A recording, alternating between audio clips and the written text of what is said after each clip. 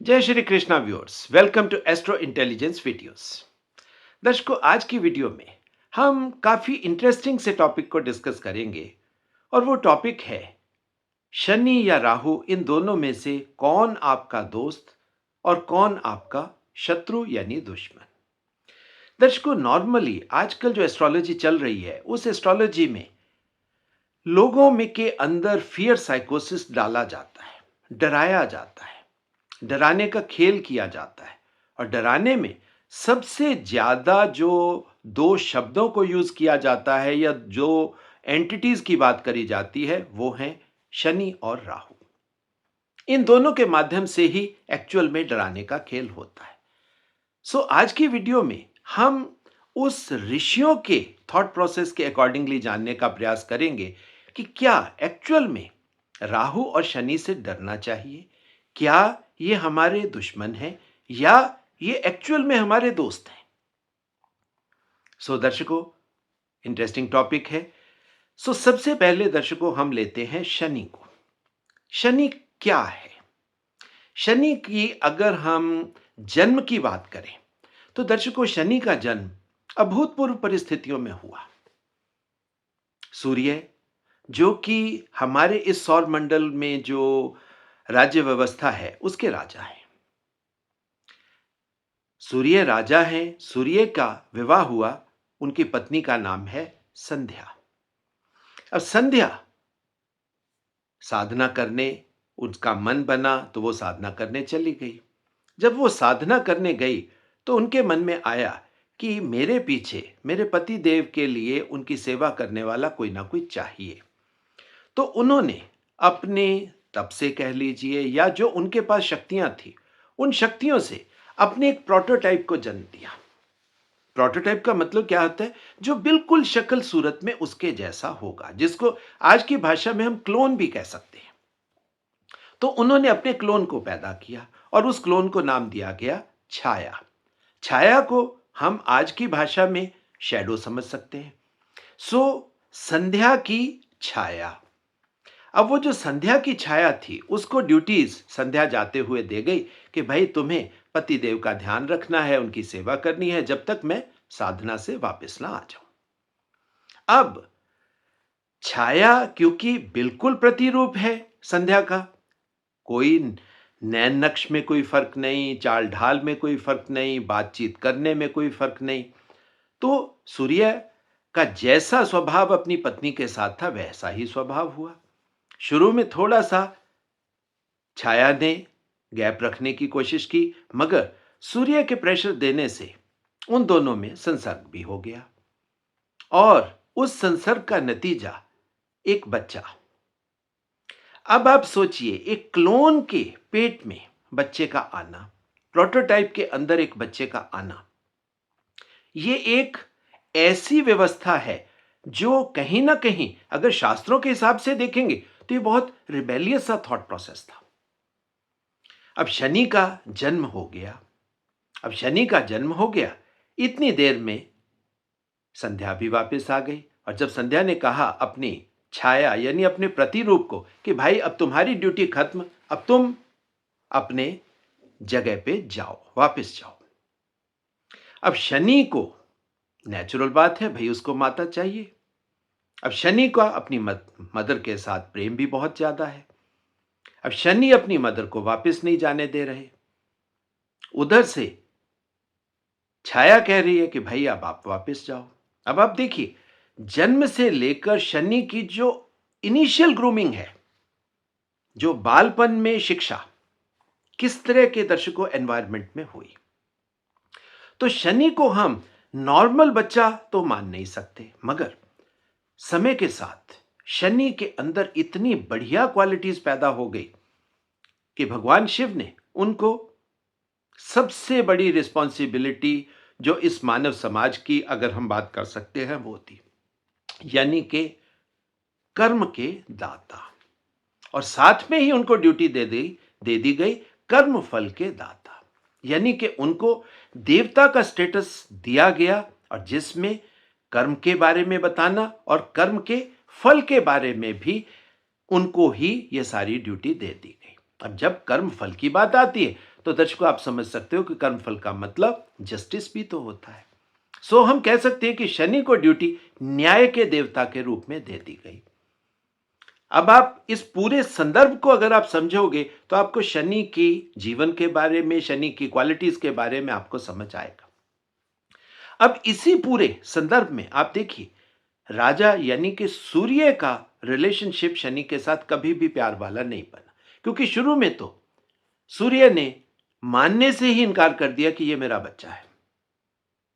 धीरे धीरे धीरे धीरे समय के साथ, चलो जैसे होता है कि माँ बाप का गुस्सा थोड़ा कम होता है, उन्होंने अपने सभा में आने की इजाजत तो दे दी, मगर एक्चुअल में राजकुमार का स्टेटस मिलना किसको चाहिए था? शनि को मिलना चाहिए था। मगर शनि को सूर्य ने अपना बेटा माना ही नहीं, और शनि को एक सेवक के रूप में सबसे आखिर में सभा में बिठाया गया। मगर शनि में आप देखिए, क्योंकि शनि का मतलब ही एक पेशेंस होता है, तो शनि ने अपनी उस पेशेंस को दिखाया। उन्होंने सेवक के रोल को भी एक्सेप्ट किया, सबसे पीछे बैठे। मगर दर्शकों आप सब जानते हो कि शनि जहां भी होगा विक्ट्री वहीं होगी। सो आज के संदर्भ में अगर हम बात करें तो जितनी बढ़िया क्वालिटीज की आप बात सोच सकते हो, चाहे वो कर्म की बात है, कर्म के साथ कर्म के फल की बात है, न्याय की बात है, जीवन के अंदर पेशेंस की बात है, और जीवन में जिसको हम कहते हैं संयम, उसकी बात है, यानी कि सेल्फ डिसिप्लिन। तो ये सारी क्वालिटीज शनि के अंदर मैक्सिमम है। मगर कहीं ना कहीं मैं तो एक बात कहता हूं कि इतिहास ने शनि के कैरेक्टराइजेशन के साथ न्याय नहीं किया। जो सबसे बढ़िया क्वालिटीज लेकर जो बच्चा बैठा है, जिसको एक देवता का स्टेटस भी दिया गया है, उसको हमने शत्रु के रूप में अपनी लाइफ में डाल दिया, समझना शुरू कर दिया कि जब भी शनि की एंट्री होगी कुछ ना कुछ बुरा होगा। अब दर्शकों, शनि को अगर हम साइंस के हिसाब से देखने का प्रयास करें तो आप समझिए शनि क्या है। शनि आपकी फ्रिक्शन है, शनि आपकी लिमिटेशन है। अगर शनि आपके जीवन में ना हो तो आपका जीवन फ्री फ्लो हो जाए। जिसको जैसे गाड़ी फ्री फ्लो में चलती हो, गाड़ी को रोकने के लिए हमें किस चीज की चाहिए? हम ब्रेक लगाते हैं। तो शनि हमारे जीवन की ब्रेक है। अब आप देखिए, ब्रेकिंग सिस्टम होना किसी की भी लाइफ में कितनी बढ़िया क्वालिटी है। मगर शनि के साथ क्या ऐड कर दिया गया? शनि के साथ शनि की साढ़े सती आ गई। शनि की एंट्री के साथ शनि का ढैया आ गया।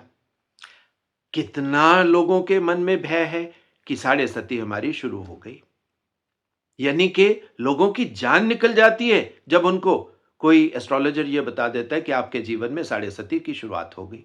तो लोगों को ये लगता है कि अब ये जो 7.5 साल है ये तो हमारे जीवन के बहुत ही कष्टप्रद होने वाले हैं।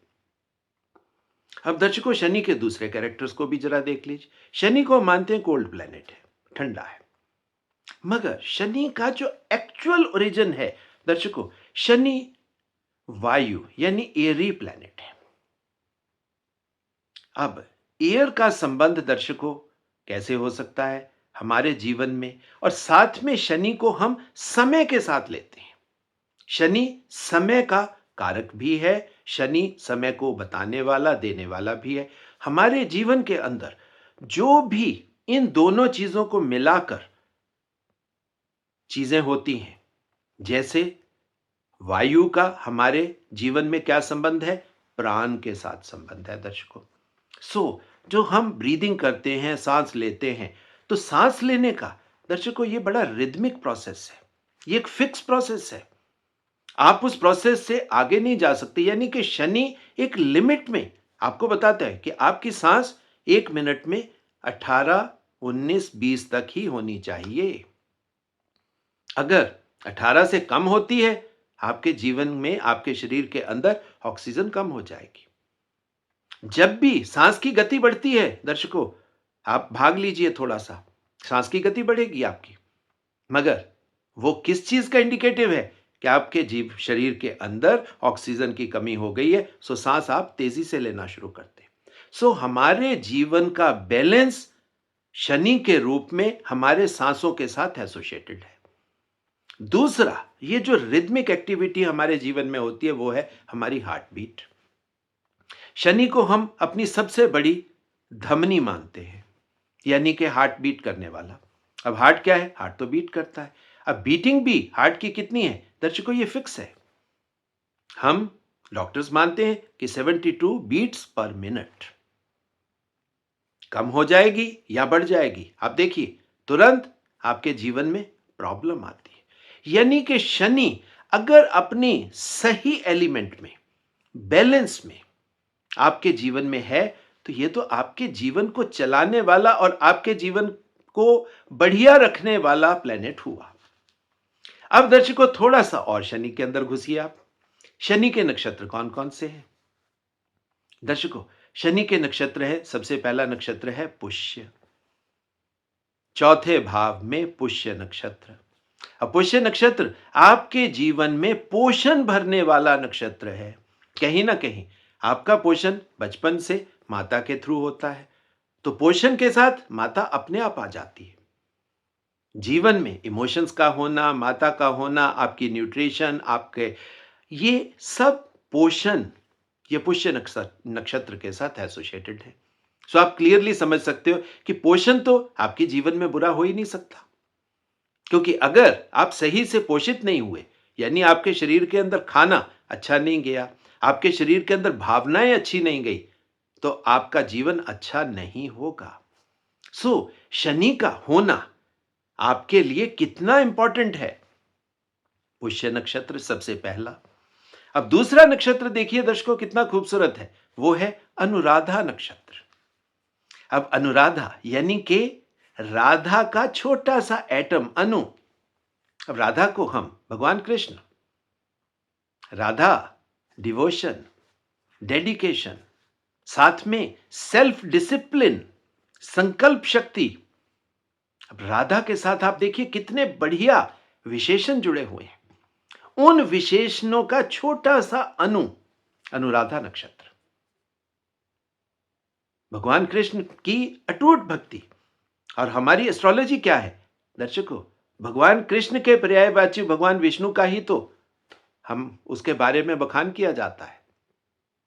सो अनुराधा नक्षत्र आपको कहीं ना कहीं, आप देखिए अनुराधा से आगे ज्येष्ठा नक्षत्र आता है, तो जीवन में संयम, तप, साधना कौन लाता है दर्शकों? ये शनि के माध्यम से आपके जीवन के अंदर आती है। संकल्प शक्ति, आपका परिश्रम, आपकी डिवोशन, आपकी डेडिकेशन, ये साधना के जो छोटे छोटे मैं पॉइंट्स आपको बता रहा हूं, ये शनि के माध्यम से आपके जीवन में आ रहे हैं।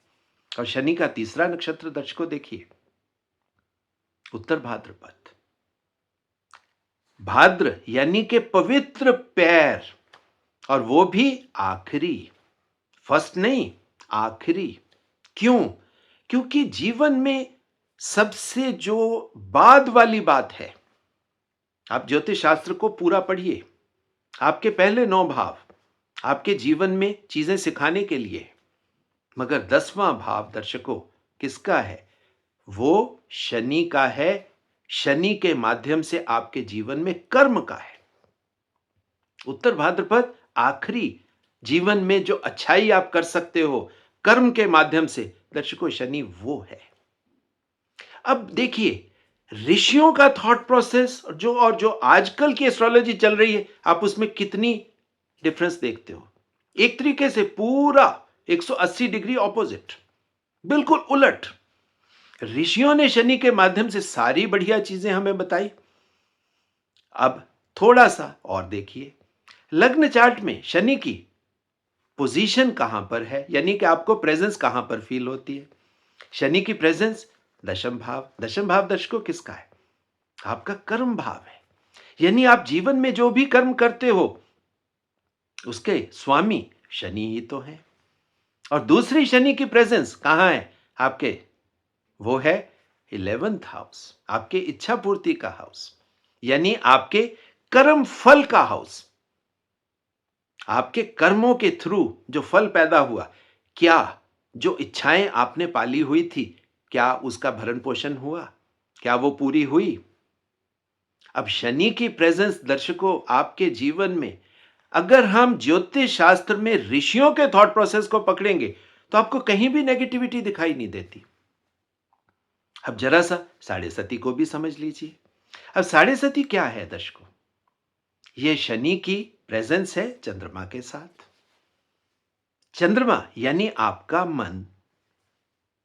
अब आपका मन यानी आपका स्वभाव, आपकी इमोशंस, और ज्योतिष शास्त्र में मन को हमारी ड्राइवर एनर्जी, हमारी कारक एनर्जी बोला गया है। कि सीधी बात है कि आप जो भी हो, जिस तरह आपका मन होगा वैसा ही आपका जीवन होगा। और वैसे भी वो कहावत आपने पढ़ी है, जैसा अन्न वैसा मन, जैसा मन वैसा ही आपका जीवन।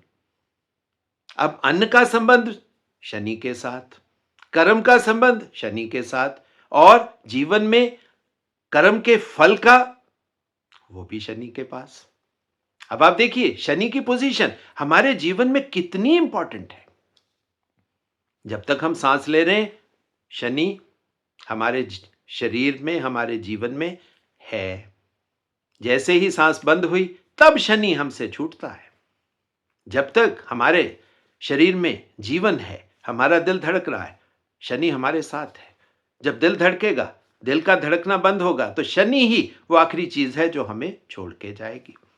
और शनि साधना का पर्याय है दर्शकों। अब देखिए ऋषियों का थॉट प्रोसेस और आजकल के ऋषि, जो आजकल एस्ट्रोलॉजर्स एस्ट्रोलॉजी कर रहे हैं, मुझे नहीं समझ आती कि ये कौन सी एस्ट्रोलॉजी करते हैं। जिन ऋषियों ने आपको ज्योतिष शास्त्र दिया, आप उनके थॉट प्रोसेस के बिल्कुल उल्टा जाकर लोगों को डराने का खेल कर रहे हो। अब साढ़े सती में भी आप और समझ लीजिए आगे। 7.5 साल आपको मिले जहां पर शनि आपके जीवन में प्रवेश कर रहा है।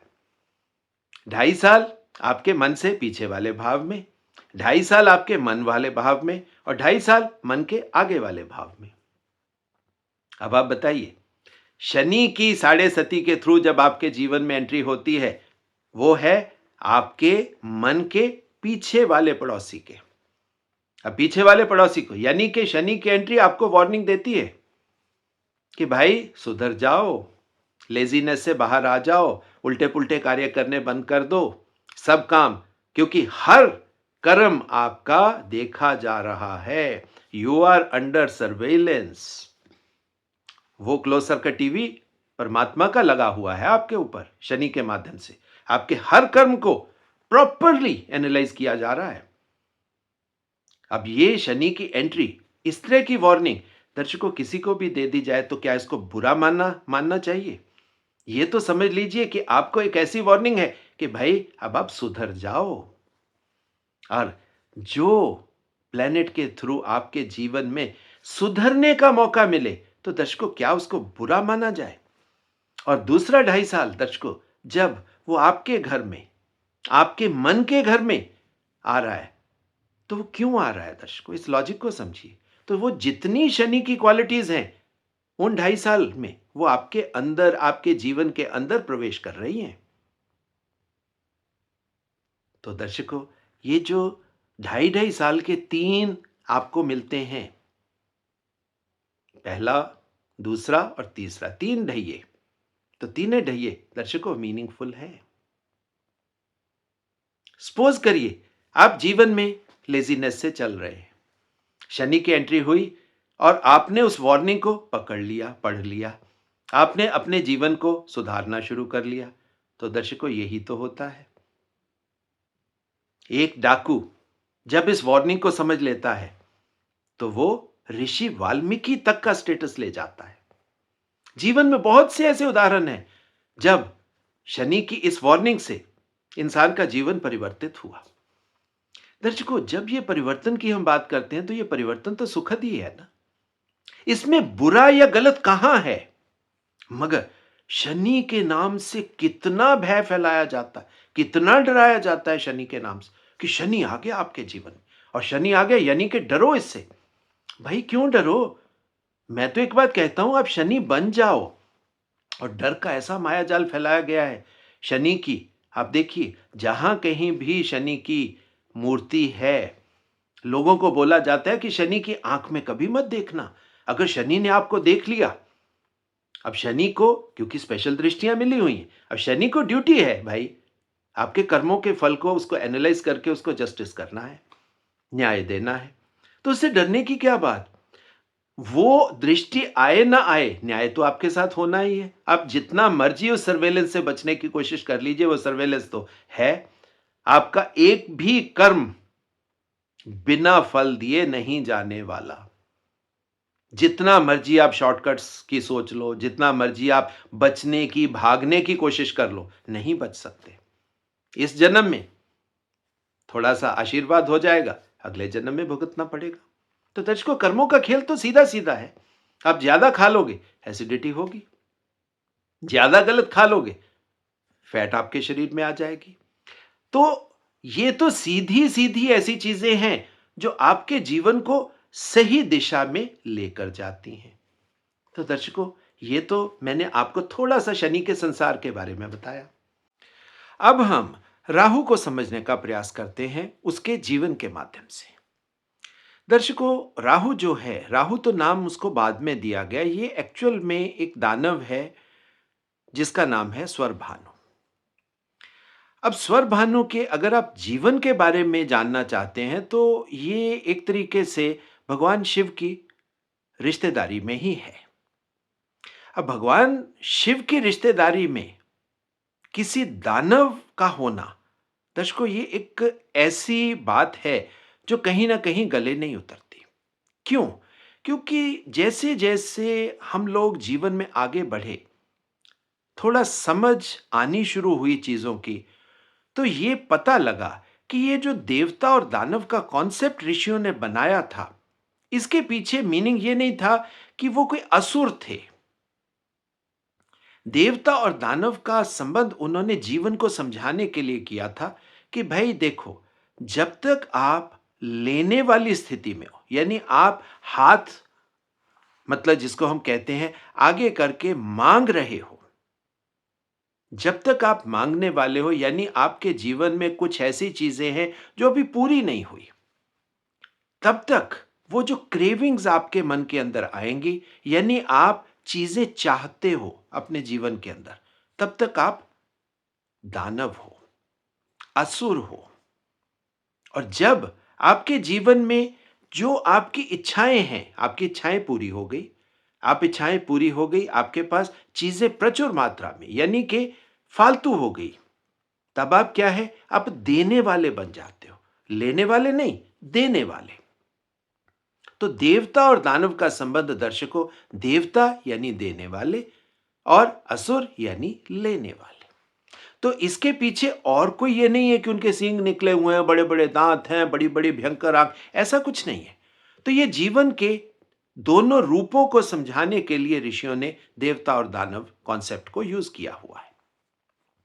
अब दर्शकों, स्वर भानु को उन्होंने कहा कि ये असुर श्रेणी के हैं, असुर श्रेणी के हैं। साथ में स्वर भानु दिमागी तौर से बहुत ज्यादा इंटेलिजेंट, किसी भी संभावना को अपनी तरफ, यानी कि अपनी फेवर में मोड़ने की अगर क्षमता की बात करी जाए तो वह स्वर भानु में है। बहुत रिबेलियस एक्टिविटी। अब रिबेलियस एक्टिविटी है, जैसी भी है, हमें उसको एक्सेप्ट करना है। अब स्वर भानु के परिश्रम से कह लीजिए, स्वर भानु की एफर्ट से कह लीजिए, ये जो समुद्र मंथन हुआ, ये दर्शकों समुद्र मंथन स्वर भानु की वजह से ही हुआ। और उसमें आप देखिए, देवता दानव दोनों लगे, समुद्र मंथन हुआ। समुद्र मंथन में बहुत सी खूबसूरत और कुछ ऐसी चीजें जिसको हम अच्छा नहीं मानते वो भी निकली, क्योंकि ये जीवन है दर्शकों, जीवन में अच्छा बुरा साथ के साथ घटित होता है। तो जब ये समुद्र मंथन हुआ, अब समुद्र मंथन में आप देखिए शिव जी का रोल, समुद्र मंथन में शनि का रोल। अब ये आपको क्लियरली याद रखना चाहिए। अब जब ये सब कुछ हो गया, विष को भगवान शिव को लेना पड़ा, तभी वो नीलकंठ बने, मगर अंत में क्या है, अमृत निकला। यानी अब आप क्लियरली समझ सकते हो कि जो आपके जीवन के अंदर जो एनर्जी आपको उस अमृत तक की झलक दिखा दे, अमृत तक पहुंचने का रास्ता दे दे, अमृत की तरफ जाने के लिए आपको प्रेरित करे, वो आपके जीवन का राहु है। यानी राहु छोटी बात नहीं है। जो सबसे बड़ी पॉसिबिलिटी, संभावना हो सकती है आपके जीवन के अंदर, वो राहु है। चाहे आप दुनियादारी की बात कर लीजिए और चाहे दुनियादारी के बाद आप अध्यात्म की बात कर लीजिए, दोनों तरफ मैक्सिमम जो संभावना हो सकती है, सबसे बड़ी संभावना दर्शकों, वो राहु है। और जब आपकी सबसे बड़ी संभावना राहु है, तो आप क्लियरली समझ लीजिए कि राहु संभावना है, राहु रियल नहीं है। और वैसे भी समुद्र मंथन के बाद की वो स्टोरी को भी याद कर लीजिए कि भगवान शिव के रिश्तेदार होने के बावजूद जब भगवान विष्णु ने अमृत देने से मना कर दिया कि दानवों को अमृत नहीं मिलेगा, तब आप देखिए बुद्धि का खेल था ये। स्वर भानु को समझ आ गया कि भगवान विष्णु के मन में क्या है, कि ये हम दानवों को अमृत नहीं देंगे, ये सिर्फ देवताओं को ही अमृत देने वाले। तो उन्होंने क्या किया, जिस तरह पिछली स्टोरी में संध्या ने अपने प्रोटोटाइप को क्रिएट किया, अपनी छाया बनाई, अब इसी तरीके से अब यहां पर भी देखिए उसी तरह की एक्टिविटी है।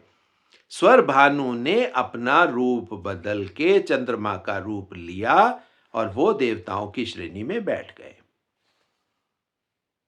और जब तक भगवान विष्णु को यह समझ में आया कि भाई ये तो दो चंद्रमा हो गए, अब तब तक अमृत की बूंद स्वर भानु के अंदर जा चुकी थी। मृत से अमृत। अब दर्शकों, ये जो संभावना है ये सिर्फ स्वर भानु यानी कि राहु के पास है। हालांकि वो भी एक बात है कि उस कैमोफ्लेज से, उस अपने रूप को बदलने से जो उनको पनिशमेंट मिली, उनका सिर भगवान विष्णु ने काट के अलग कर दिया। तो अब आप समझ सकते हो कि राहु का जन्म भी दर्शकों सीधी सीधी नॉर्मल बात नहीं है। ये भी मिस्ट्री भी सराउंड करती है और ये एक नॉर्मल से एबनॉर्मल सिचुएशन है। अब शनि का जन्म भी इसी तरीके से और राहु का जन्म भी इसी तरीके से। मगर दर्शकों, यहां पर अब आप क्लियरली एक बात को समझिए, दोनों के जन्म में बड़ी एनर्जी से मेरा मीनिंग ये है, मैं बात कर रहा हूं भगवान शिव की। भगवान शिव को हम सबसे बड़ी मतलब ऊर्जा का, अगर हम पिनेकल या सबसे बड़ी ऊर्जा के स्थान की बात करते हैं तो वो भगवान शिव की बात होती है। अब दोनों भगवान शिव के ही तो हैं। शनि को हम शिव के रूप में ही तो लेते हैं और उनका भगवान शिव ने ही उनको ड्यूटी दी। अब यहां पर ये तो है ही भगवान शिव के रिलेटिव, मगर इसके साथ साथ राहु के अंदर एक और चीज आ गई दर्शकों, जो राहु के जन्म के साथ आई, वो है भगवान विष्णु की एंट्री। अब भगवान विष्णु को, चाहे वो ज्योतिष शास्त्र समझ लीजिए या नॉर्मल दर्शन शास्त्र समझ लीजिए, भगवान विष्णु का स्थान क्या है? भगवान विष्णु हमारे जीवन में मेंटेनर है, जीवन को चलाने वाले देवता है। भगवान शिव का स्थान है साधक का, अल्टीमेट साधना का। जब भगवान शिव के जीवन में जीवन की बात करी जाएगी, साधना की बात है, तो वो भगवान शिव का शनि के साथ संबंध। मगर जब भगवान शिव के जीवन में जीवन की बात करी जाएगी, यानी कि विष्णु जी की एंट्री होगी, तो राहु उत्पन्न होगा। अब दर्शकों, ये राहु है, यानी कि राहु का संबंध जीवन की उस संभावना से है जो जन्म लेने के बाद से होगी। किसी का भी जीवन उठा के दे लीजिए, जीवन एक संघर्ष है, समुद्र मंथन होगा, मगर ये वो रिबेलियस, वो विद्रोही एनर्जी है जो आपको अमृत तक लेकर जाएगी। अब शनि का संबंध न्याय के साथ, अनुशासन के साथ, हर चीज एक सिस्टम के साथ करने से है। मगर राहु एक ऐसी एनर्जी है जो किसी सिस्टम को नहीं मानती, विद्रोही एनर्जी, रिबेलियस एनर्जी। अब आप फर्क देखिए दोनों में दर्शकों, दोनों का संबंध भगवान शिव से, एक ड्यूटीफुल और एक विद्रोही एनर्जी। मगर शनि का संबंध साधना से और राहु का संबंध अमृत के साथ। तभी दर्शकों, ज्योतिष शास्त्र, मैं हमेशा कहता हूं, ज्योतिष शास्त्र एक ऐसा शास्त्र है जहां पर विरोधी चीजों को भी एक सही परिप्रेक्ष्य में हमें समझाया गया है। बाहर से देखने में ये दोनों बहुत विरोधी लगते हैं एक दूसरे के, मगर इनको ज्योतिष शास्त्र में एक ही भाव में स्थान दे दिया गया। 11th हाउस, 11वें भाव के स्वामी प्राइमरीली शनि है, मगर उनके साथ कोलॉर्ड के रूप में राहु को रखा गया। अब दर्शकों, ये अब आपके सोचने का, आपका एनालिसिस है कि क्या राहु जो आपके मृत जीवन में, यानी कि मृत्यु अटल है, निश्चित है, अवश्यम भावी है, डेफिनेट है, सो हम मृत मनुष्यों में अमृत की संभावना अगर कहीं से आ सकती है तो वो राहु के माध्यम से ही आ सकती है। सो क्या राहु आपका शत्रु हुआ? हां, रिबेलियस इंटेंट्स, विद्रोही पॉसिबिलिटीज, जीवन में कानून को ना मानना, कानून के हिसाब से ना चलना, वो हम मान सकते हैं कि ये कहीं ना कहीं आपको शत्रुता की तरफ लेकर जा सकती हैं। बट वहीं से अमृत का भी तो जन्म हो रहा है ना। तभी 11th हाउस में ये दोनों इकट्ठे हैं, और इन दोनों के साथ ऋषियों ने किस चीज को ऐड किया दर्शकों? शनि के दशम भाव के साथ कर्म को एसोसिएट किया, और 11th भाव के साथ कर्म फल को और इच्छा पूर्ति को। यह दर्शकों आपके इच्छा पूर्ति का भाव है। सो राहु आपकी उन इच्छाओं की पूर्ति भी कर सकता है जो अनरियल होंगी, जो रियल नहीं होंगी। अब दर्शकों, ये बहुत इंपॉर्टेंट बात मैं बोल रहा हूं।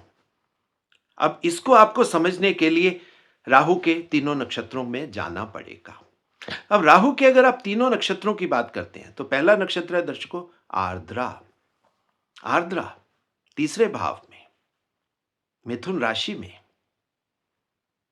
और सबसे ज्यादा गुस्सा, और गुस्सा किसका? भगवान शिव का।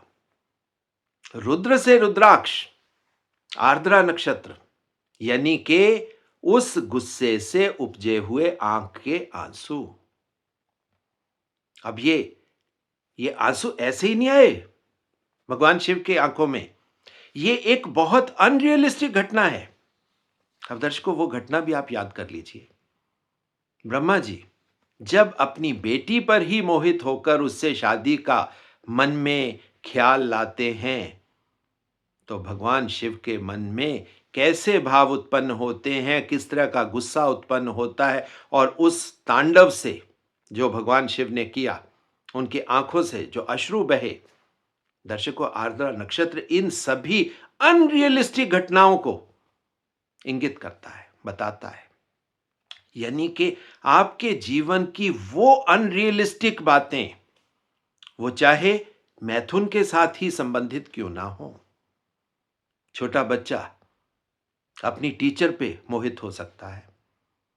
अनरियलिस्टिक बच्चा एज, टीचर की एज, अनरियलिस्टिक घटनाएं। आपके जीवन में इस तरह की बहुत सी चीजें हैं आप जो आप जीवन में देखते हो।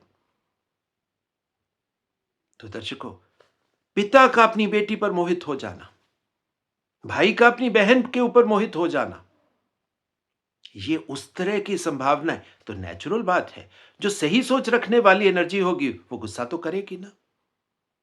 अब बताइए, ये जो गुस्सा करना, क्या ये न्याय संगत नहीं है? भगवान शिव का वो एक्शन जो राहु के नक्षत्र के थ्रू आपको जीवन में बताता है, तो क्या वो गलत हुआ? मानते हैं विद्रोह है, भगवान शिव ने तांडव करके अपना विद्रोह दिखा दिया, बट जीवन से वहीं से तो हमें सीख मिलेगी। तो राहु आपका वो फ्यूचर है जो आपको नहीं मालूम। अब ब्रह्मा जी का अपनी बेटी पर मोहित होना, अब ब्रह्मा जी को नहीं मालूम कि उनके फ्यूचर में क्या है। तो दर्शकों, राहु आपके जीवन की वो ही संभावनाएं हैं जो आपको मालूम नहीं पड़ती, आपको पता नहीं लगता। तभी राहु को मिस्ट्री के साथ बोल दिया जाता है, राहु को इल्यूजन बोल दिया जाता है कि भाई राहु के अंदर जो भी एक्शन हो रहा है, अब वो एक्शन आपको नहीं मालूम कि उसके कर्म का फल क्या है। तो वो कंफ्यूजन राहु के साथ मिलती है, मगर फ्यूचर हमेशा संभावना ही तो है। फ्यूचर के गर्भ में, भविष्य के गर्भ में क्या है, किसी को नहीं मालूम। तो दर्शकों, राहु आपके जीवन की वो सच्चाई है जो भविष्य के गर्भ में छिपी है। वहां नेचुरल बात है, विष भी हो सकता है और वहां पे अमृत भी हो सकता है। मगर राहु के साथ एक बड़ी खूबसूरत बात है कि भगवान शिव की वो जो रिश्तेदारी उसके साथ है। तो अगर कुछ गलत आपके जीवन में होता भी है, विष पैदा होता भी है, तो भगवान शिव हेल्प तो आपकी करेंगे। एक बात को आप ले लीजिए, विष आपके अगर किसी विद्रोही एक्टिविटी से विष बना, तो आप उसको भगवान शिव की गोद में या उनके चरणों में डाल सकते हो। और जब अमृत मिले तो वो आप ले सकते हो। दर्शकों, आपको मिले ये जरूरी नहीं, आप ले सकते हो। अब आप यहीं से समझिए, एक डाकू, दोबारा से मैं उसी बात पे आता हूं, एक डाकू जब ऋषि वाल्मीकि बनता है, मृत से अमृत की यात्रा है ये। एक कितने निम्न श्रेणी का इंसान जो लोगों की हत्याएं कर रहा है, गलत काम कर रहा है, डकैतियां कर रहा है, चोरियां कर रहा है, और वो ऋषि नहीं महर्षि लेवल पे चला जाए। अब दर्शकों, ये जो बात है, ये संभावना सिर्फ राहु की। सो राहु का पहला नक्षत्र आर्द्रा। दूसरा नक्षत्र दर्शकों स्वाति, 7वें भाव का। अब 7वां भाव तुला राशि।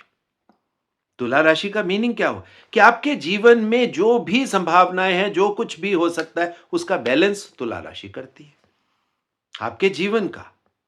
चाहे आप मेटीरियल बात कर लीजिए, चाहे आप स्पिरिचुअल बात कर लीजिए, आपके लाइफ के दोनों संभावनाओं को बैलेंस कौन करेगा? तुला करेगी।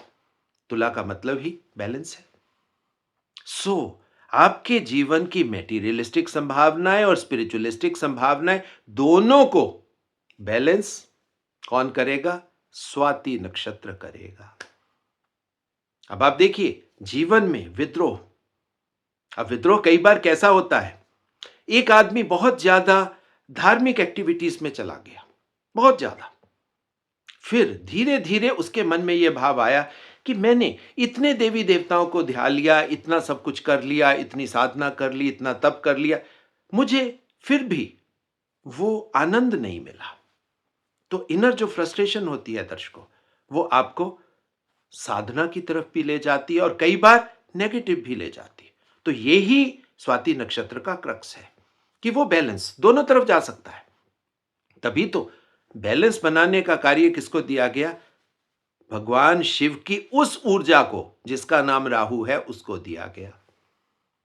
अब तीसरा नक्षत्र देख लीजिए दर्शकों, शतभिषा। अब शतभिषा तो है ही 11वें भाव का। अब 11वां भाव आप समझ सकते हो, एक्वेरियस राशि। Shatabhisha, 100 possibilities, 100 directions. सो आपको अमृत तक जाने के लिए एक तरीके से 100 रास्ते मिल सकते हैं, और आप बाहर जीवन को देखने के लिए भी 100 रास्ते अपना सकते हो। यानी कि मेटीरियल संभावनाएं भी 100 और मेटीरियल से स्पिरिचुअल संभावनाएं भी 100। तो दर्शकों, ये है राहु की जर्नी। और राहु कहीं ना कहीं आपके उस पास्ट, देखो हर इंसान का एक पास्ट है, हमारा एक जेनेटिक कोड है, हम एक वो जेनेटिक लीनिएज को लेकर आते हैं। वो जेनेटिक लीनिएज हमारा प्लेटफॉर्म होता है, वो राहु का दूसरा हिस्सा केतु होता है। यानी कि आप अपने पास्ट के प्लेटफॉर्म के ऊपर से अपने फ्यूचर की संभावनाओं को खड़ा करते हो। वो जो बिल्डिंग बनती है ना फ्यूचर की संभावनाओं की, वो बनती है आपके पास्ट के ऊपर। सो दर्शकों, राहु को ऋषियों ने क्या कहा? छाया ग्रह। और शनि तो पैदा ही भाई छाया से हुआ था। अब आप देखो, ये दोनों कहीं ना कहीं एक सी एनर्जी हुई, और ज्योतिष शास्त्र में इनको एक सा ही तो बनाया गया। दोनों वायु वाले एरी प्लैनेट्स हैं, दोनों रियल नहीं है, मेटीरियल नहीं है। एक छाया से उत्पन्न हुआ, दूसरा है ही छाया। सो दर्शकों, अब यहां पर आप समझ सकते हो, इन दोनों एरी एनर्जी से ही हमारे जीवन का भविष्य निश्चित होता है। हमारी इच्छा पूर्तियां इन्हीं से होती हैं, और इच्छाएं ही हमारे जीवन में मुक्ति भी ला सकती हैं और अगले जीवन का बेस भी बनती हैं। अगर हमारी इच्छाएं पूरी नहीं हुई, इच्छाएं बच गई, तो क्या होगा? अगला जन्म वहीं से निश्चित हो जाता है। और अगर हमारी इच्छाएं पूरी हो गई, यानी अब कोई इच्छा ही नहीं बची, तो इंसान मुक्ति का रास्ता। और मुक्ति का रास्ता दर्शकों क्या है? अमृत ही तो है। सो दर्शकों, जो ये एनर्जीज आपके जीवन में विक्ट्री दें, आपके जीवन में साधना को लेकर आए और जीवन को चलाएं, चाहे सांसों के माध्यम से, प्राण के माध्यम से, और या आपके हार्ट बीट के माध्यम से आपके जीवन को चलाएं, आपके जीवन में संकल्प शक्ति भरें, आपके जीवन में अनुशासन लाएं, या विद्रोही एक्टिविटीज से आपके जीवन के अंदर अमृत तक की संभावनाएं लेकर पहुंच जाए, तो दर्शकों, क्या हम ऐसी ऊर्जाओं को विद्रोही, गलत या शत्रु कह सकते हैं?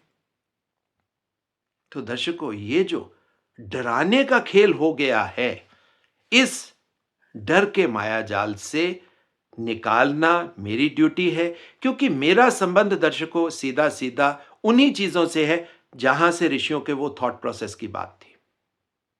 आप कह सकते हो कि मेरा थॉट प्रोसेस इस जीवन का, क्योंकि प्रेजेंट में डराकर वो जो माया को इकट्ठा करना, दर्शकों माया जाल क्या होता है? कहीं ना कहीं मन के अंदर वही थॉट प्रोसेस है ना, कि आपसे से ज्यादा माया अर्जित करी जाए, तभी माया का वो जाल बनता है, उसी को माया जाल कहते हैं। तो उस माया जाल से आपको मुक्ति दिलाना मेरा धर्म भी है, मेरा कर्म भी है, क्योंकि मैं तो इस बात को मानता हूं कि परमात्मा ने मुझे इस कार्य के लिए चुना है। तो मैं तो ये बात हमेशा करता रहूंगा कि ऋषियों के इस थॉट प्रोसेस को आज के ज्योतिष शास्त्र ने कहीं ना कहीं बहुत नेगेटिव पेंट कर दिया, बहुत गलत दिशा में ये लोग चले गए। सो आप जीवन से जुड़िए, जीवन में सही शिक्षा को लाइए। यानी जब सही शिक्षा का मीनिंग क्या होता है, तो आपके जीवन में वो ऋषि अपने थॉट प्रोसेस के साथ आपके जीवन के अंदर खुद ब खुद उतर जाएंगे, और उन ऋषियों के माध्यम से ही, उनके थॉट प्रोसेस के माध्यम से भगवान शिव, भगवान विष्णु वो आपके जीवन में खुद ब खुद दर्शकों प्रवेश कर जाएंगे। आपको घबराने की, डरने की कोई जरूरत ही नहीं है। आप अपने आप को समर्पित कर दें और साथ में एक्सेप्ट कर लें कि ये चीजें इसी तरह हैं। सो दर्शकों, आशा करता हूं कि आप अब क्लियर हो जाओगे कि शनि और राहु ये शत्रु नहीं हैं, ये आपके सबसे बड़े मित्र हैं। बस इनको मित्र बना लीजिए, एक्सेप्ट कर लीजिए। और जो दर्शक थोड़ा सा भी डर मन में रख के बैठे, तो उनके लिए मेरी एडवाइस ये है कि आप अपने आप को शनि और राहु को समर्पित कर दो, और इन जैसे ही ये समर्पण आपके अंदर आएगा, भगवान शिव, भगवान विष्णु और ब्रह्मा जी, त्रिमूर्ति कह लीजिए, या जितने भी बड़े देवी देवता हैं, वो आपके जीवन में खुद ब खुद प्रवेश कर जाएंगे। सो दर्शकों, ये था मेरा मन का, जिसको मैं बात कर सकता हूं कि मैं क्या सोचता हूं, और वो जो सोच है वो कहीं ना कहीं वो उस थॉट प्रोसेस से है जो ऋषियों से आ रही थी। मैंने उसके माध्यम से आपको समझाने का प्रयास किया कि राहु शनि बुरे नहीं हैं, उनको बुरा मत समझिए। वो आपके जीवन की वो संभावनाएं हैं जो आपको अमृत तक ले जा सकती हैं, आपको साधक बना सकती हैं।